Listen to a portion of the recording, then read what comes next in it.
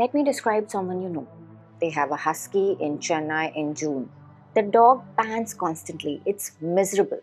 It was bred for Siberian winters. But it looks good on Instagram. So here we are. India has over 62 million dogs on its street. 62 millions. It's more than the entire population of Italy, roaming on roads, surviving on garbage, getting hit by cars, getting beaten, getting killed in municipal drives. And simultaneously, India's pet industry is worth $900 million and growing at 19% every year. Indians are buying more dogs than ever before, just not Indian dogs. Today, I want to ask a very uncomfortable question. When an Indian chooses to buy a foreign dog, a golden retriever, Labrador, German Shepherd, over adopting a stray Indian dog waiting in a shelter or maybe on a street, what is that choice actually about? It's obviously not about the dog. Stay with me. Let me give you a picture in numbers first. India has over 33 million pet dogs right now. That number is projected to hit 51 million by 2028. This is one of the fastest growing pet markets in the world.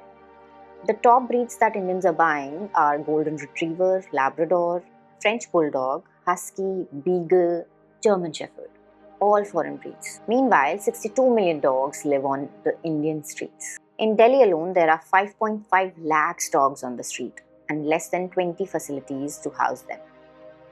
20 facilities for 5.5 lakhs. India has 20,000 rabies deaths every year. Bangalore alone reports 25,000 dog bite cases annually. And 50% of Indian pet owners admitted to relinquishing, surrendering a pet since COVID, against a global average of 28%. So we buy, we abandon, and we buy again.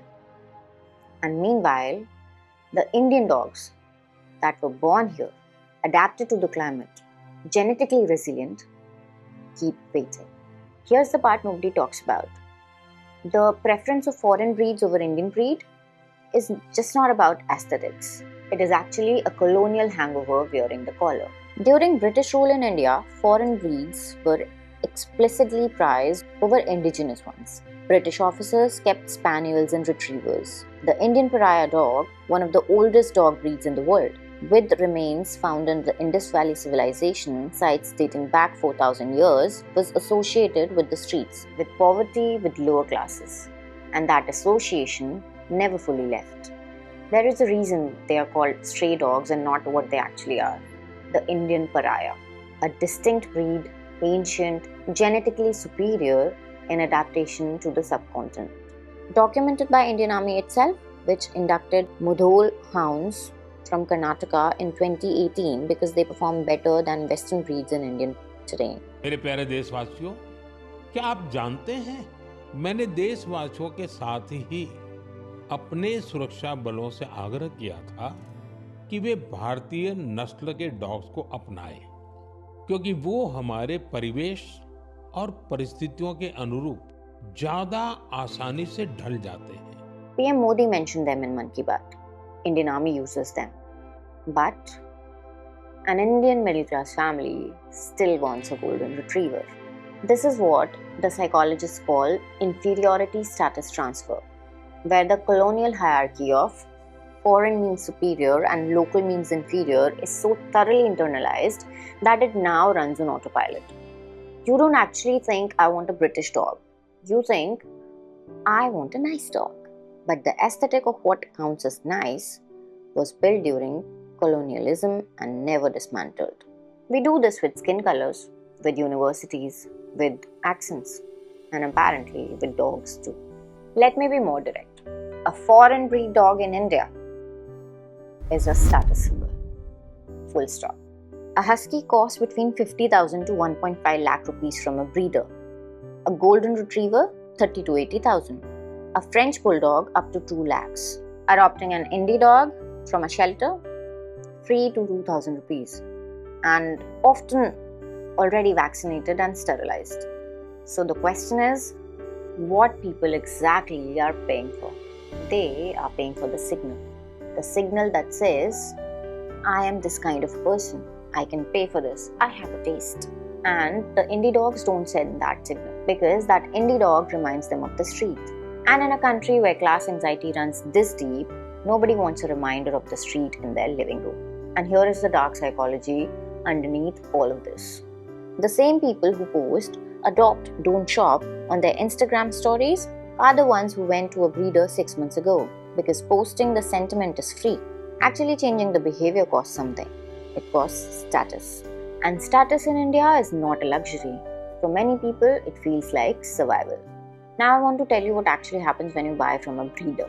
Behind the cute puppy photo and the WhatsApp forward in an industry that the Animal Welfare Board of India has repeatedly flagged for cruelty, backyard breeders and unregulated puppy farms breed dogs repeatedly with no regard for their health. The mother dog is bred every heat cycle until her body gives out. The puppies are separated from their mothers too early. Many arrive at their new homes already sick. And the breed themselves, selected for appearance, not health, carry genetic disorders baked into their DNA. Flat nose breeds like Bulldog have breathing difficulties. Large breeds develop hip dysplasia. Huskies in Indian heat develop skin conditions. You pay 80,000 rupees for a puppy, and then you pay another 80,000 for vet visits during 3 years because the puppy is suffering structurally, genetically, in a climate it was never meant to be. Meanwhile, the indie dog evolved over thousands of years in this exact climate with a natural immune system, adapted to local diseases, low grooming needs, high intelligence, fierce loyalty, is waiting in a shelter. And one more number. 50% of Indian pet owners admitted to relinquish a pet since COVID. Most of these relinquished pets were foreign breeds, bought on impulse, abandoned when the novelty wore off. The shelters are full of the consequences of other people's shopping decisions.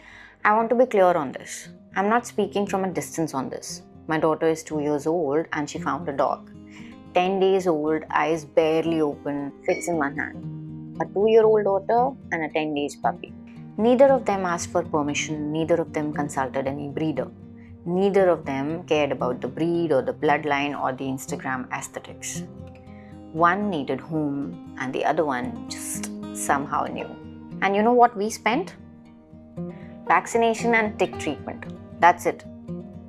He eats what we eat, he sleeps where we sleep, he has never been admitted to a hospital because of any genetic disorder, because he was born here to stay here. He's healthy, he's loyal, and he's honestly the most uncomplicated relationship in the house. No grooming appointments, no imported food, and no temperature control room because R&D can handle Indian summers. Just a dog who belongs where he exactly landed. And I think about it a lot. How the most valuable things in our lives are the ones that we didn't go shopping for. They just arrived and needed us to show up. There is a dog in a shelter near you right now, not 10 days old anymore, waiting longer than they should have, still hoping that someone would walk through that door. Drop a comment if you have an indie. Did you buy it or did you adopt it? And share this video to someone who is about to go on Google and type golden retriever puppies near me. Subscribe to my channel for psychology, power and truth that takes courage to say out loud. Somewhere tonight there is a dog sitting in the shelter and many others on the street. And they are still there because someone chose a dog who looked better on Instagram.